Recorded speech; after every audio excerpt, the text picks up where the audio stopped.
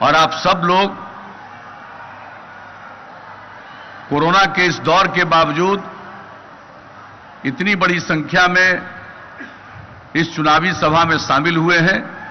इसके लिए मैं आप सब लोगों को हृदय से धन्यवाद देता हूं और आपका हार्दिक अभिनंदन करता हूं। इस कार्यक्रम में उपस्थित बिहार प्रदेश भारतीय जनता पार्टी के अध्यक्ष श्री संजय जायसवाल जी, माननीय केंद्रीय मंत्री श्री आर.के. सिंह जी, सासाराम के माननीय सांसद छेदी पासवान जी, विकासशील इंसान पार्टी के अध्यक्ष श्री मुकेश सहनी जी, भाजपा की महिला मोर्चा प्रभारी श्रीमती निवेदिता सिंह जी और इस कार्यक्रम से जुड़े विधानसभा क्षेत्रों के सभी एनडीए प्रत्याशीगण, यहां एनडीए के चारों घटक दलों के सभी पदाधिकारीगण एवं कार्यकर्तागण, प्रिंट एवं इलेक्ट्रॉनिक मीडिया के पत्रकार बंधुओं, छायाकार मित्रों और इस चुनावी सभा में उपस्थित बहनों एवं भाइयों, ये जो कोरोना वायरस का दौर चला पूरे दुनिया में, लेकिन उसको नियंत्रित करने के लिए श्रद्धेय मोदी जी के नेतृत्व में इस देश में काफी पहल हुई और हम लोगों ने बिहार में इनके द्वारा जारी गाइडलाइन के मुताबिक सब काम करने की कोशिश की है। अब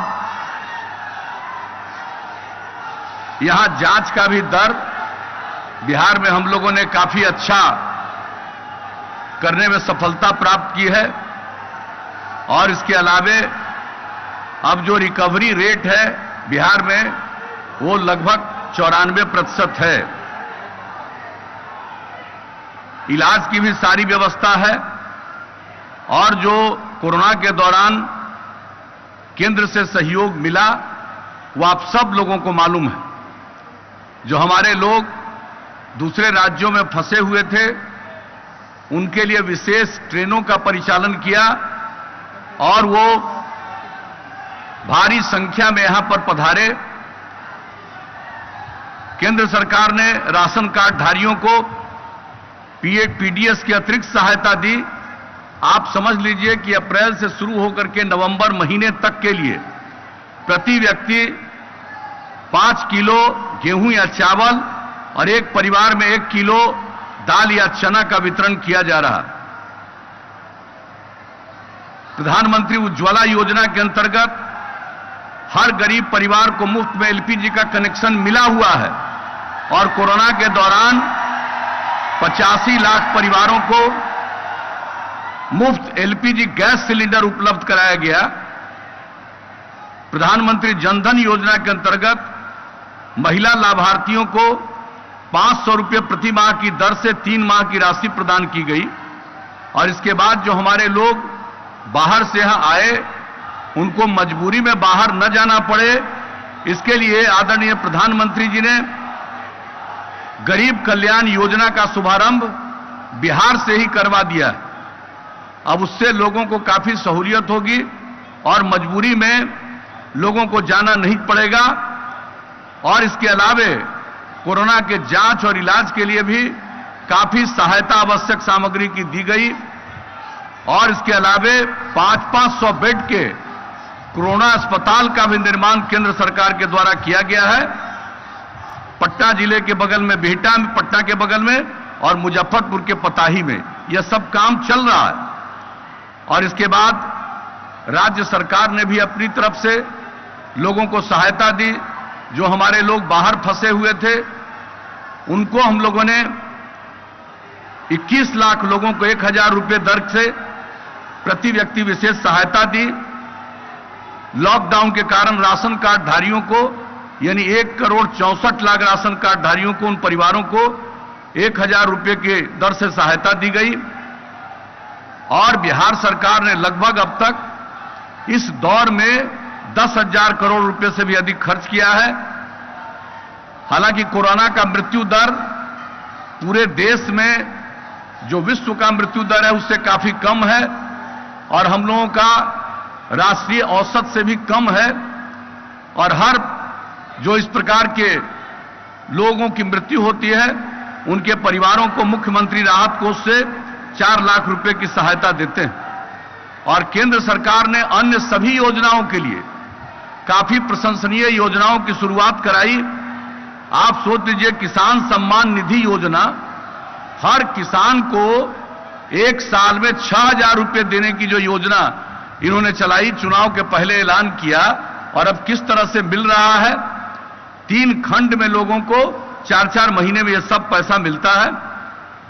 बिहार के 75 लाख किसानों को इसका लाभ मिल रहा है और बिहार की प्रगति के लिए अनेक काम।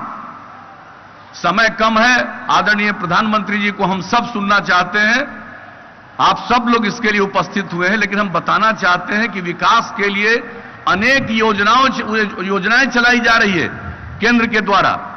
और बिहार में सड़कों के और पुलों के निर्माण के लिए भी 50,000 करोड़ रुपए से ज्यादा की योजना की स्वीकृति देकर उस पर काम चल रहा है। तो इस प्रकार से हर तरह से, और आपको मालूम है पहले यहां 15 साल लोग राज करते रहे हैं पहले, और क्या था यहां कोई संस्थान की स्थापना होती थी, मेडिकल कॉलेज का क्या बुरा हाल था।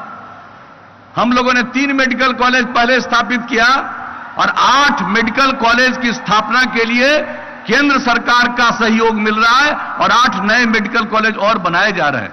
तो एक एक काम, कई चीजों में जो सहयोग मिल रहा है, हवाई अड्डों के निर्माण में मिल रहा है। तो केंद्र सरकार के द्वारा बिहार की प्रगति के लिए, बिहार के लोगों के लाभ के लिए योजनाएं चलाई जा रही है और खास करके बिहार के लिए माननीय प्रधानमंत्री जी ने कई विशेष सहायता दी है और विशेष योजनाएं भी चलाई है। मैं इसके लिए समस्त बिहार वासियों की तरफ से उन्हें हृदय से धन्यवाद देता हूं। और आप लोगों ने जो काम करने का मौका दिया हम लोगों को, एनडीए को काम करने का मौका दिया है, यह तीसरा दौर हम लोगों का चल रहा है और इस दौर में भी हम लोगों ने काफी कुछ काम किया है। हम ज्यादा कुछ तो नहीं बोलेंगे, लेकिन जान लीजिए पहले कितना अपराध था। उन लोगों को 15 साल काम करने का मौका मिला, अपराध कितना था, सामूहिक नरसंहार, अपहरण की घटनाएं, कितने डॉक्टर को यहां से भागना पड़ा, कितने व्यापारियों को भागना पड़ा, और हम लोगों ने अपराध पर नियंत्रण किया। और केंद्र सरकार के द्वारा हर वर्ष प्रकाशित होता है अपराध के आंकड़े सभी राज्यों के बारे में। अभी सबसे हाल में जो अपराध का आंकड़ा प्रकाशित हुआ है केंद्र सरकार के द्वारा सभी राज्यों का, उसमें आप जान लीजिए बिहार की इतनी आबादी और अब बिहार अपराध के मामले में 23वें नंबर पर है। तो हम लोगों ने इतना अपराध के नियंत्रण के लिए भी जो काम किया है यह आप सबको मालूम है। और विकास का दर आप समझ लीजिए, पहले जो विकास कुल सकल घरेलू उत्पाद उनका था, जब उन लोगों का कार्यकाल समाप्त हुआ उस समय 76,466 करोड़, और अब यानी स्थिर मूल्य पर 4,14,977 करोड़ रुपया हो गया। और विकास दर भी बिहार का 12.8%, प्रति व्यक्ति आय में भी वृद्धि 10.52%। तो यह सब काम बिहार के लिए किया गया। और बजट का क्या आकार है, जब उन लोगों को काम करने का मौका मिला तो उनका बजट जो अंतिम वर्ष का बजट उनका था, और वो बजट 24,000 करोड़ रुपए से भी कम। और जब हम लोगों को काम करने का मौका आप लोगों ने दिया है तो अब बजट का आकार बढ़ते बढ़ते 2,11,000 करोड़ रुपए से भी आगे गया है। तो हम लोगों ने भी सेवा की है और अब तो हर घर बिजली पहुंचा दिया, हर घर नल का जल पहुंचाने का काम चल रहा है, 83% के करीब पहुंच गया। हर प्रकार से हम लोग पूरे देश में शौचालय का निर्माण, बिहार में भी अब तक वो काम पूरा हो गया। तो ये सब काम किया जा रहा है। और इतना ही हम आपको कहेंगे कि अब पहले क्या हाल था बिजली का, जब उन लोगों को काम करने का मौका मिला तो पूरे बिहार में बिजली की खपत 700 मेगावाट थी और अब 6000 मेगावाट से भी ज्यादा बिजली की खपत है। तो हर प्रकार से जो विकास का काम है वो सब हम लोग करेंगे और एक ही बात कहेंगे, अब इसके आगे मौका दीजिएगा तो हर घर में बिजली पहुंचा दिया है, लेकिन इसके बाद हर गांव में हम लोग सोलर स्ट्रीट लाइट लगाएंगे कि रात में अपना बिजली घर का बंद करिए, पूरे गांव में रोशनी रहेगी। अगर आगे मौका दीजिएगा अनेक काम हम लोग इन सब चीजों के लिए करेंगे। और एक बात आपको आश्वस्त कर देना चाहते हैं कि अगर हम लोगों को आगे काम करने का मौका दिया तो हर खेत तक सिंचाई पहुंचा देंगे हम लोग। एक एक काम हम लोग ये सब काम आप सब लोगों को करेंगे। और जो नई तकनीक है इन सब, और आप समझ लीजिए श्रद्धेय मोदी जी के नेतृत्व में केंद्र सरकार ने जो काम किया है, अब जो नई टेक्नोलॉजी है उसका लाभ लोगों को मिले, गांव-गांव तक पहुंचाने का काम ये कर रहे हैं। हम तो यही कहेंगे कि अगली बार मौका मिलेगा तो इस नई टेक्नोलॉजी के बारे में भी हम सब लोगों को, हमारे जितने लोग हैं, युवा हैं, युवती हैं, सब लोगों को उसका प्रशिक्षण कराएंगे। तो आगे मौका दीजिएगा, हम लोग काम करेंगे। अब तक हम लोगों ने सेवा की है और हम लोगों के लिए पूरा बिहार एक परिवार है। समाज के हर तबके के उत्थान के लिए काम किया गया, हर इलाके के विकास के लिए काम किया गया। अगर आप आगे मौका दीजिएगा तो केंद्र सरकार के सहयोग से और राज्य सरकार की पहल से पूरा बिहार बहुत तेजी से आगे बढ़ेगा। हम नई ऊंचाइयों को प्राप्त करेंगे और एक विकासशील बिहार के रूप में यह परिणत होगा। यही कहते हुए मैं पुनः श्रद्धेय प्रधानमंत्री जी का, आदरणीय नरेंद्र मोदी जी का अभिनंदन करता हूं और आप सब लोग इस कार्यक्रम में शामिल हुए, आप सबको धन्यवाद देता हूं और एक ही अपील करता हूं कि हमारे एनडीए के तमाम प्रत्याशियों को भारी मतों से विजयी बनाइएगा। इन्हीं शब्दों के साथ आप सबको हृदय से धन्यवाद, आपको प्रणाम। मैं अपनी बात समाप्त करता हूं।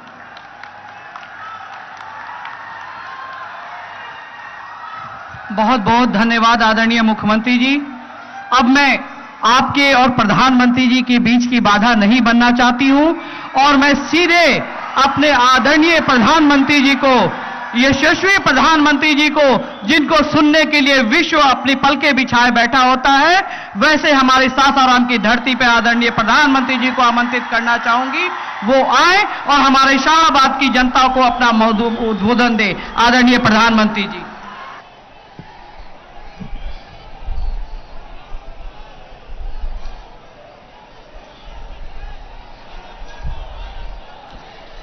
भारत माता की, भारत माता की। बिहार के स्वाभिमानी और मेहनती भाई बहन, आप सभी के प्रणाम।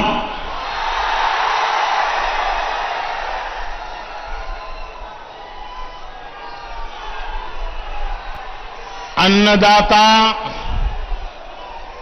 मेहनत कश किसान भाई लोग के ई धान के कटोरा कहल जाए,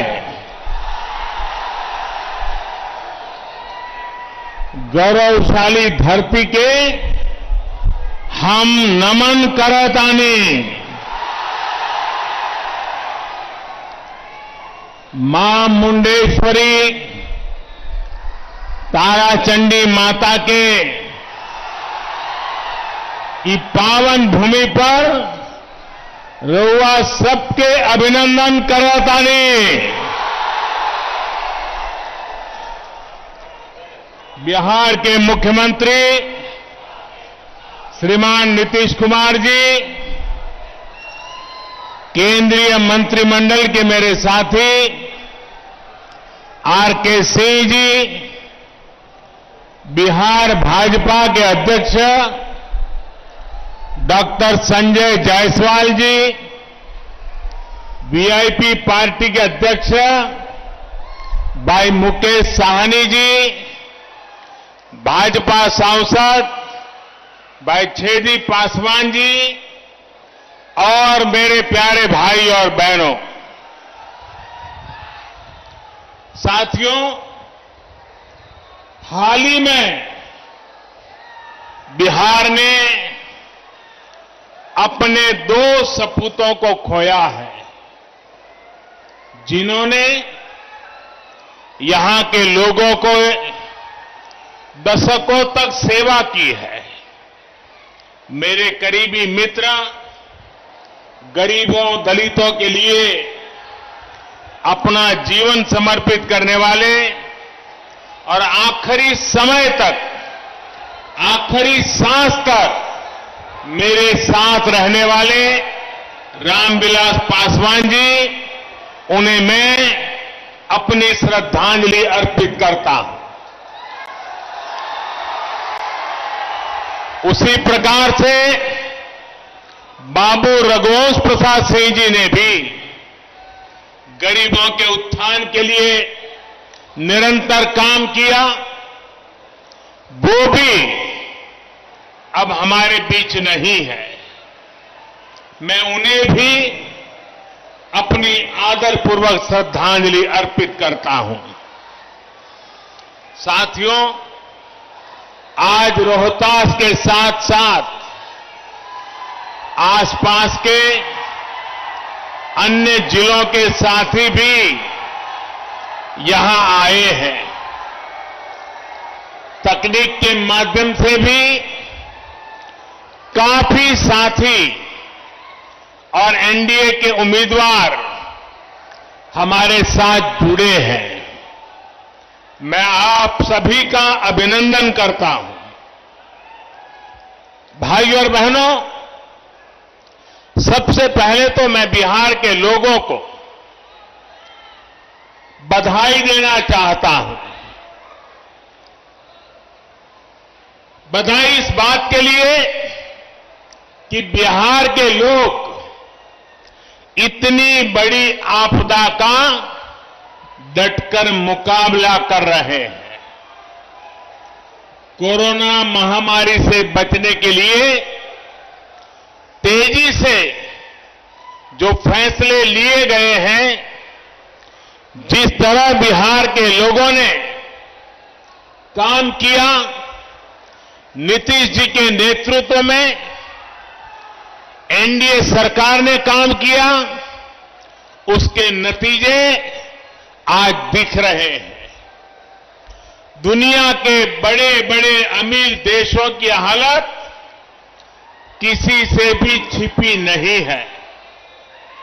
अगर बिहार में तेजी से काम न हुआ होता तो ये महामारी न जाने कितने साथियों की, हमारे परिवारजनों की जान ले लेती। कितना बड़ा हाहाकार मचता, इसकी कोई कल्पना भी नहीं कर सकता। लेकिन आज बिहार कोरोना का मुकाबला करते हुए सारी सावधानियों के साथ लोकतंत्र का पर्व मना रहा है। साथियों, मैंने बिहार के बहुत से लोगों के साथ करीब से काम किया है, उनसे बहुत कुछ सीखा भी है। एक बात जो बिहार के लोगों में बहुत अच्छी होती है, वो है उनकी स्पष्टता। कभी बिहार के लोग कंफ्यूजन में नहीं रहते, किसी भ्रम में नहीं रहते। मैं और एक बधाई भी देना चाहता हूं। बिहार के लोगों को ये बधाई इसलिए देना चाहता हूं क्योंकि चुनाव के इतने दिन पहले ही उन्होंने अपना स्पष्ट संदेश सुना दिया है। जितने सर्वे हो रहे हैं, जितनी रिपोर्ट आ रही है, सब में यही आ रहा है बिहार में फिर एक बार एनडीए सरकार बनने जा रही है।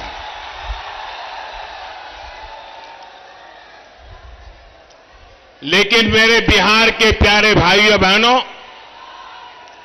हर चुनाव में ऐसा भी होता है जब कुछ लोग भ्रम फैलाने के लिए एक दो चेहरों को अचानक बड़ा दिखाने लग जाते हैं। कभी किसी नई शक्ति के उभरने की बातें फैलाई जाती है, लेकिन इसका मतदान पर कोई असर नहीं पड़ता। बिहार का मतदाता तो इतना समझदार है कि वो भ्रम फैलाने वालों की हर कोशिश को खुद ही नाकाम कर रहा है। बिहार के लोगों ने मन बना लिया है, बिहार के लोगों ने ठान लिया है कि जिनका इतिहास बिहार को बीमारू बनाने का है, उन्हें आस-पास भी नहीं फटकने देंगे। भाई बहनी लोगन, भारत के दिल बाटे बिहार, भारत के सम्मान बा बिहार, भारत के स्वाभिमान बा बिहार, भारत के संस्कार बा बिहार, आजादी के जय घोष बा बिहार, संपूर्ण क्रांति के शंखनाद बा बिहार, आत्मनिर्भर भारत के परचम बा बिहार। देश की सुरक्षा हो या देश के विकास, बिहार के लोगन सबसे आगे रहलन। बिहार के सपूत गलवान घाटी में तिरंगा के खातिर शहीद हो गए, लेकिन भारत माता के माथा ना झुके दले। पुलवामा हमले में भी बिहार के जवान शहीद भये। हम उनके चरणन में शीश झुकावतानी, श्रद्धांजलि देवतानी। बिहार अब विकास की ओर तेजी से बढ़त बात है। अब बिहार के कोई बीमारू बेबस राज्य नहीं कह सकत। लालटेन के जमाना गई।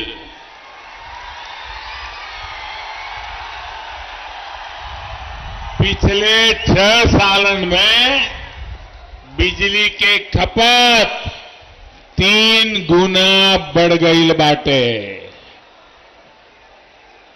भाइयों और बहनों, अंधेरे से उजाले की ओर बढ़ना इसी को कहते हैं। बिहार के लोग भूल नहीं सकते वो दिन जब सूरज ढलते का मतलब होता था सब कुछ बंद हो जाना, ठप पड़ जाना। आज बिजली है, सड़कें हैं, लाइटें हैं और सबसे बड़ी बात वो माहौल है जिसमें राज्य का सामान्य नागरिक बिना डरे रह सकता है, बिना डरे जी सकता है। वो दिन जब सरकार चलाने वालों की निगरानी में दिन दाड़े डकैती होती थी, हत्याएं होती थी, रंगदारी वसूली जाती थी। वो दिन जब घर की बेटियां घर से निकलती थी तो जब तक वापस न आ जाए माता पिता की सांस अटकी रहती थी। जिन लोगों ने एक एक सरकारी नौकरी को, जिन लोगों ने एक एक सरकारी नौकरी को हमेशा लाखों करोड़ों रुपए कमाने का जरिया माना, जिन लोगों ने सरकारी नियुक्तियों के लिए बिहार के नौजवानों से लाखों की रिश्वत खाई, वो फिर बढ़ते हुए बिहार को ललचाई नजरों से देख रहे हैं। आज बिहार में पीढ़ी भले बदल गई हो, लेकिन बिहार के नौजवानों को ये याद रखना है कि बिहार को इतनी मुश्किलों में डालने वाले कौन थे। साथियों, 2014 में केंद्र में सरकार बनने के बाद जितने समय बिहार को डबल इंजन की ताकत मिली, राज्य के विकास के लिए और ज्यादा तेजी से काम हुआ है। बिहार को जो प्रधानमंत्री पैकेज मिला था, उस पर काम की रफ्तार भी तेज गति से आगे बढ़ रही है। कोरोना के इस समय में भी गरीबों को सर्वोच्च प्राथमिकता देते हुए एनडीए सरकार ने काम किया है। जहां कभी गरीब का राशन की दुकान में ही लूटा जाता था, वहां कोरोना काल में गरीबों को मुफ्त राशन घर पहुंचाया गया है।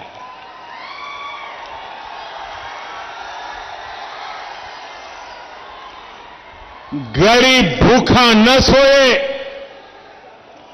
त्योहार ठीक से मना सके, दिवाली और छठ पूजा ठीक से मना सके, इसके लिए मुफ्त अनाज की व्यवस्था भी की गई है।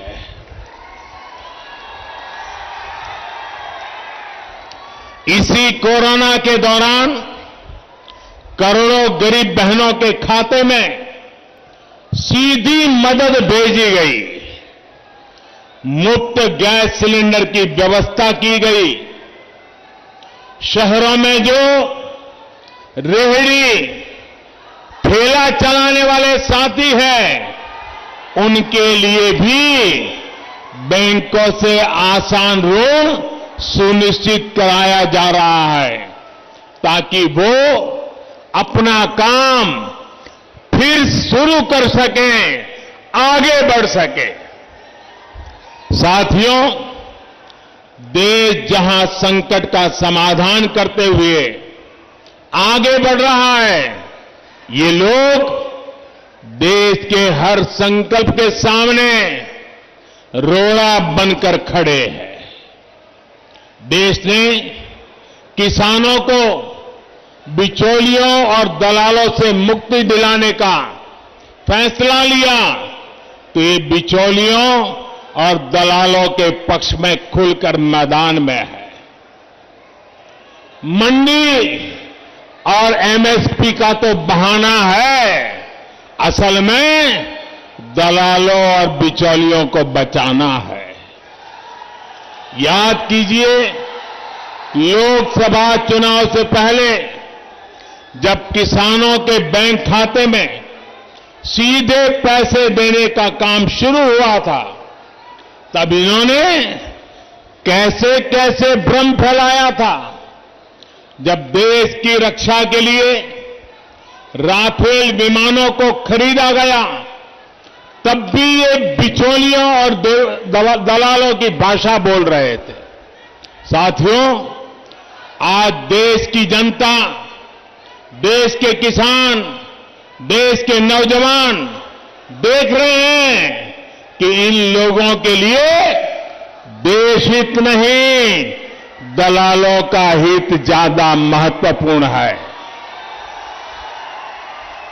इसलिए जब जब बिचौलियों और दलालों पर चोट की जाती है, तब तब ये तिलमिला जाते हैं, बौखला जाते हैं।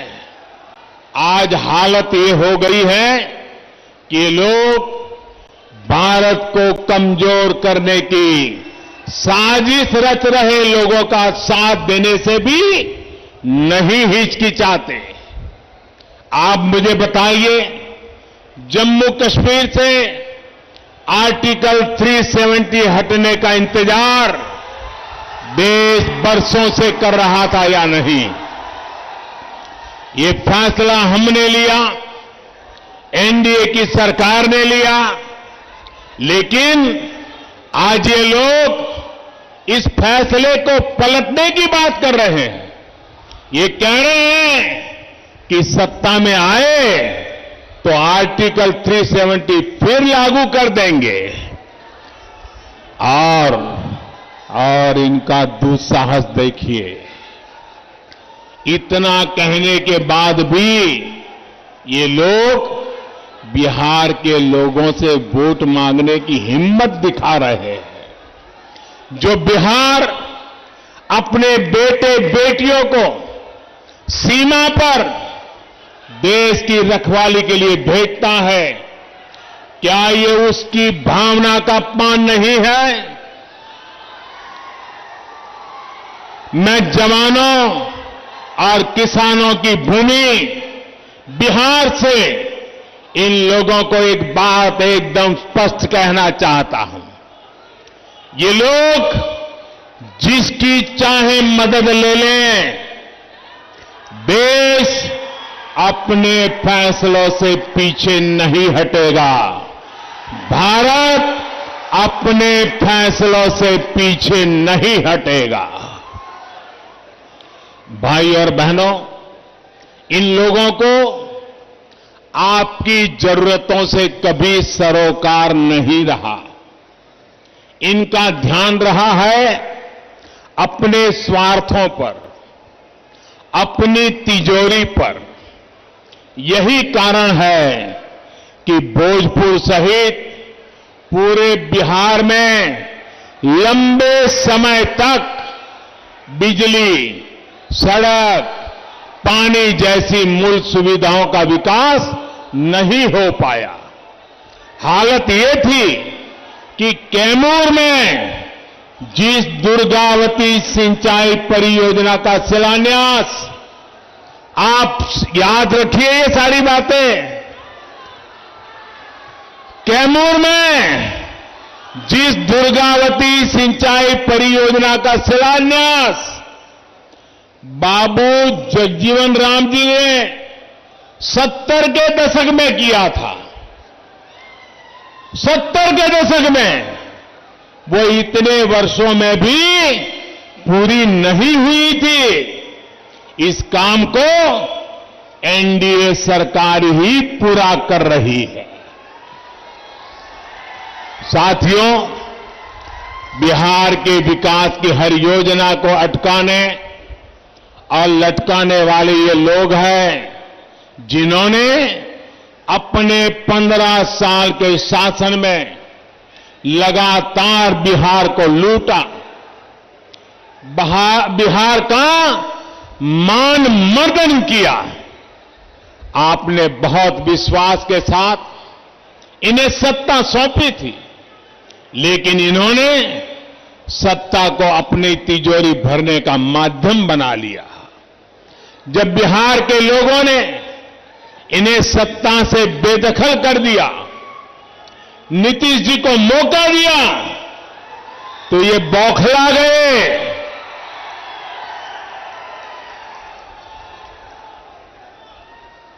जो बात मैं बता रहा हूं, इसको जरा बारीकी से समझने की कोशिश कीजिए।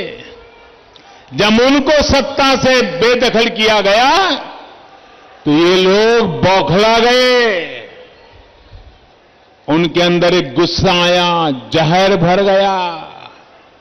इसके बाद 10 साल तक इन लोगों ने दिल्ली में यूपीए की सरकार में रहते हुए बिहार पर, बिहार के लोगों पर अपना गुस्सा निकाला।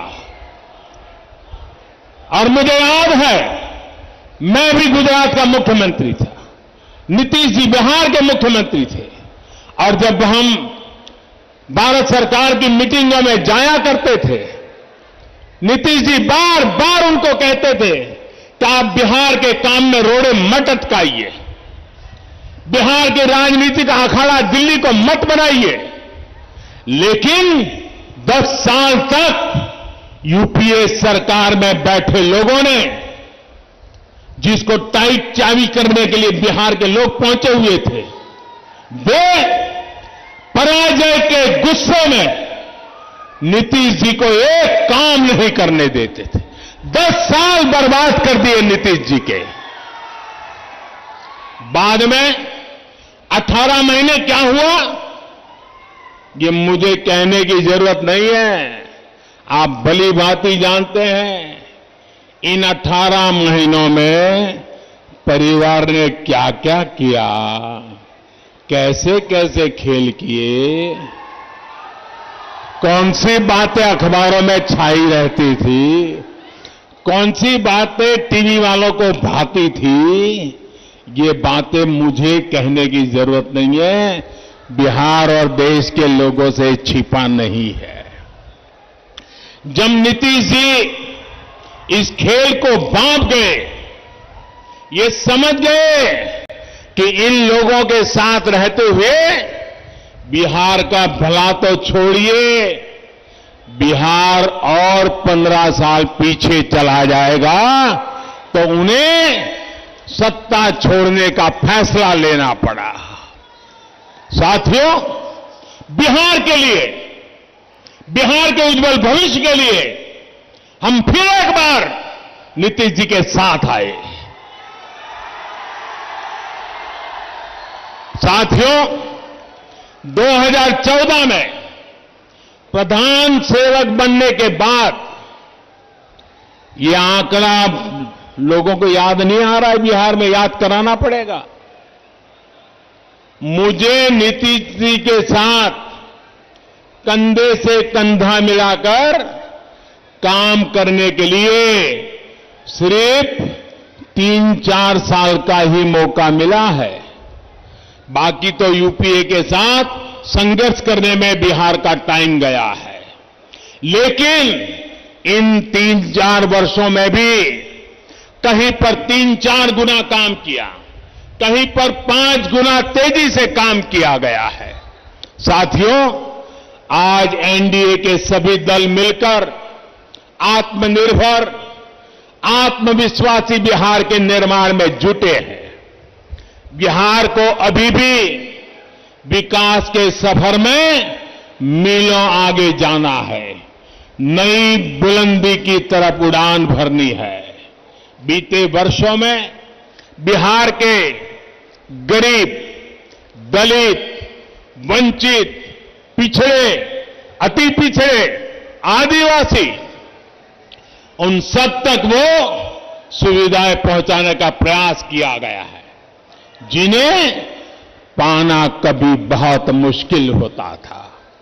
आज उसको अपना पक्का घर बिना किसी भेदभाव के मिल रहा है। आज वो भी संपन्न परिवारों की तरह गैस चूल्हे पर खाना बना रहा है। आज उसके घर में भी शौचालय की सुविधा है। आज उसके बच्चे भी बिजली की रोशनी में पढ़ाई कर पा रहे हैं। आज वो बीमार होता है तो उसके पास 5 लाख रुपए तक मुफ्त इलाज की सुविधा है। साथियों, शुद्ध पीने के पानी की क्या स्थिति थी, ये बिहार की बहनों बेटियों से बेहतर कौन समझ सकता है। आज जल जीवन मिशन से हर घर जल पहुंचाने का काम तेजी से चल रहा है। इस मिशन का लाभ यहां इस क्षेत्र में रहने वाले हमारे आदिवासी भाई बहनों को भी होगा। उनके घर में भी पाइप से पानी पहुंचेगा। साथियों, हमारे यहां गांवों के घरों के स्वामित्व को, घर का मालिक कौन है, उसका स्वामित्व किसके पास है, इन बातों को लेकर हमेशा बहुत बड़ा सवाल रहा है।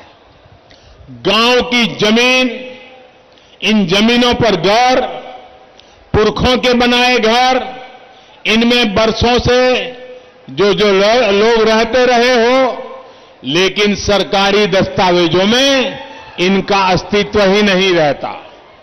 ऐसे में अक्सर 2-4 फुट को लेकर हर घर के साथ दूसरे का विवाद चलता रहता है, रिश्तेदारों में विवाद चलता रहता है, गांव में झगड़े होते रहते हैं, मार पिटाई होती है, कभी कभी मौत बुला ली जाती है। इन जमीनों पर, इन घरों पर मैं बिहार के हर गांव के नागरिक से बात विशेष रूप से कहना चाहता हूं। इन घरों पर आज जो उनके घरों के पास कागज होने के कारण बैंकों से कोई कर्ज भी नहीं मिलता है।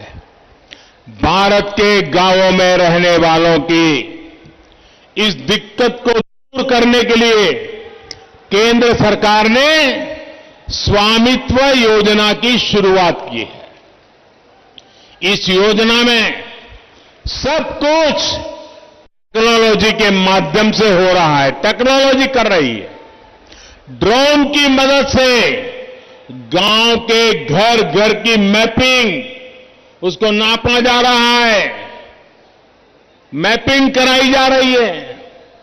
सारी कार्रवाई के बाद गांव के लोगों को, हर एक नागरिक को उनके घर का, उनकी जमीन का स्वामित्व कार्ड दिया जा रहा है।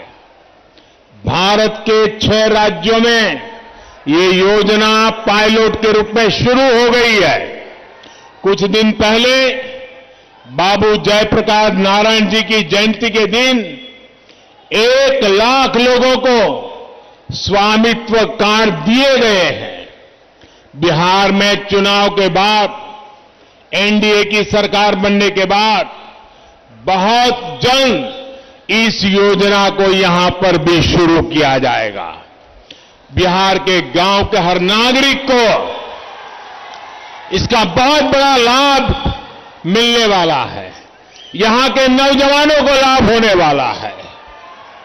घर के स्वामित्व कार्ड पर गांव का नागरिक भी बैंकों से बहुत आसानी से ऋण ले सकेगा, कोई दिक्कत नहीं होगी। ये स्वामित्व कार्ड आपके जीवन में एक नई निश्चिंतता लेकर आएगा। साथियों, सुविधा के साथ साथ बिहार के सभी वर्गों को अधिक से अधिक अवसर देने के लिए ठोस प्रयास किए जा रहे हैं।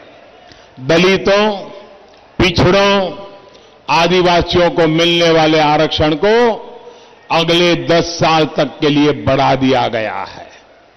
उसी प्रकार से सवर्ण समाज में जो अनामत से वंचित, आरक्षण से वंचित थे, उसमें जो गरीब है उनको 10% आरक्षण देने का निर्णय भी हमारी सरकार ने किया है। यही नहीं, सरकारी भर्ती प्रक्रिया में जो सुधार किए जा रहे हैं, उसका भी लाभ बिहार को मिलना तय है। इस क्षेत्र के भी बहुत से युवा एंट्रेंस एग्जाम के लिए बड़े शहरों का रुख करते हैं। बार बार होने वाली परीक्षाओं के कारण युवा साथियों का समय, ऊर्जा और धन तीनों बर्बाद होता था। अब देश में अधिकतर प्रतियोगी परीक्षाओं के लिए कॉमन एंट्रेंस टेस्ट की सुविधा मिलने से युवा साथियों की परेशानी कम होगी। एक ही एग्जाम से सरकार के अनेक नौकरी के दरवाजे खुलेंगे। साथियों, एक और बड़ा प्रयास किया जा रहा है मातृभाषा में शिक्षा को लेकर।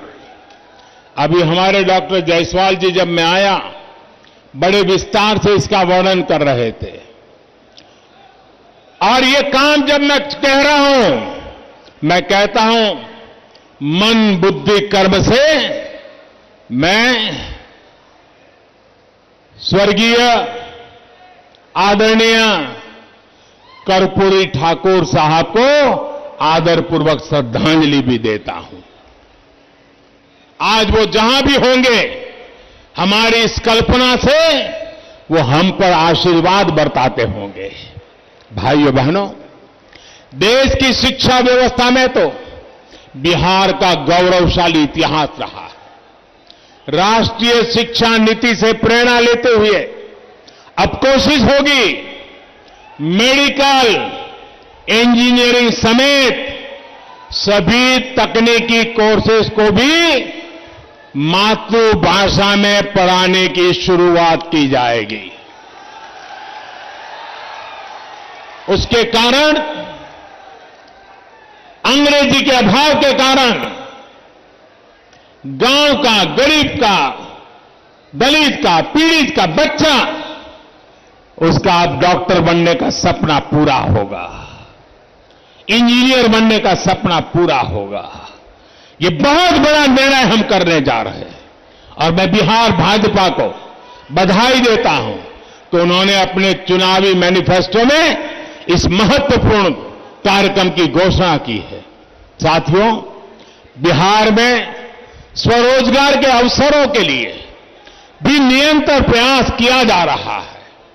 आज मुद्रा योजना से गरीबों को, महिलाओं को, युवा उद्यमियों को, दुकानदारों को बिना गारंटी का ऋण मिल रहा है। गांवों में जो उद्यमी दीदियां के समूह है, उनको भी बैंकों से मिलने वाली सुविधा अब बढ़ाई गई है। आज छोटे किसानों, मछुआरों, पशुपालकों, सभी को किसान क्रेडिट कार्ड दिया जा रहा है। पीएम किसान योजना के तहत बिहार के 74 लाख किसान परिवारों के खाते में करीब करीब 6,000 करोड़ रुपए सीधे जमा कराए गए हैं। कोई बिचौलिया नहीं, कोई कट नहीं। साथियों, कनेक्टिविटी एनडीए की डबल इंजन की सरकार की प्राथमिकता रही है, पहचान रही है।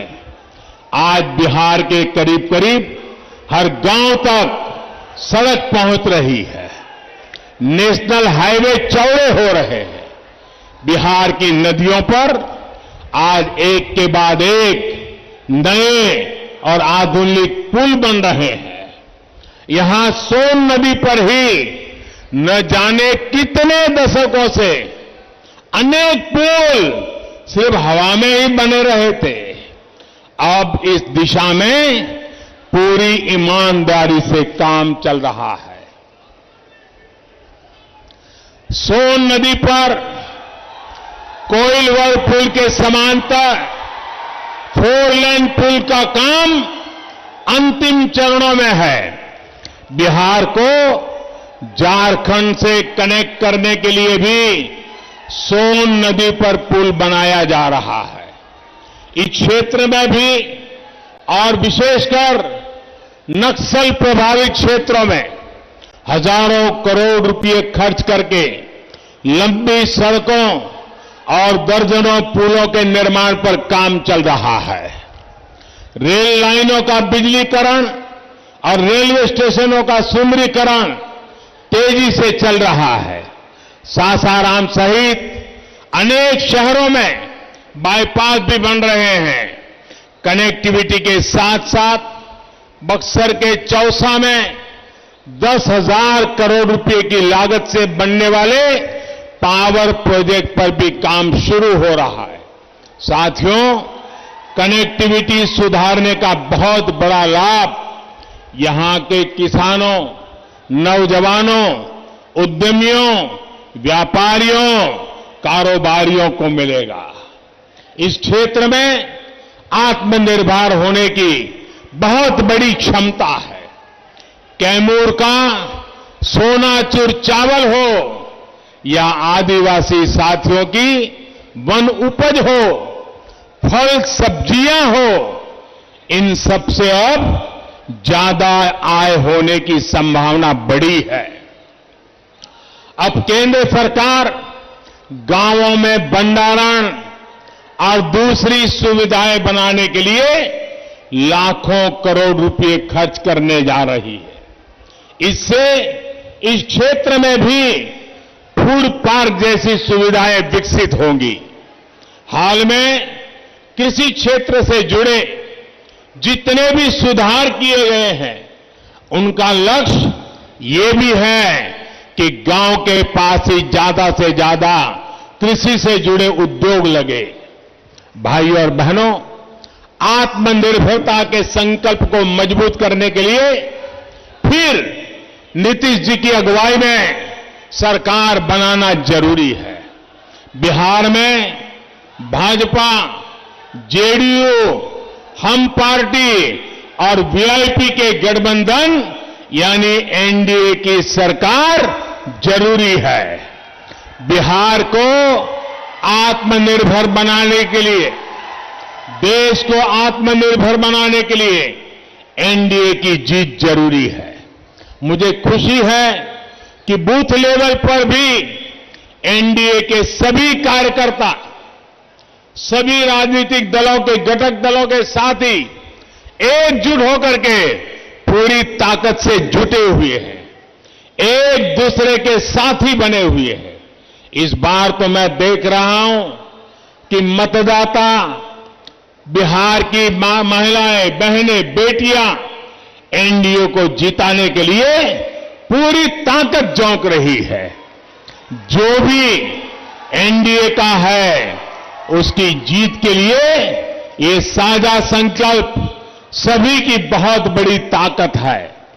आप सभी समय निकालकर हम सभी को आशीर्वाद देने आए, इसके लिए आपका फिर से बहुत बहुत धन्यवाद। भारत माता की, भारत माता की, भारत माता की।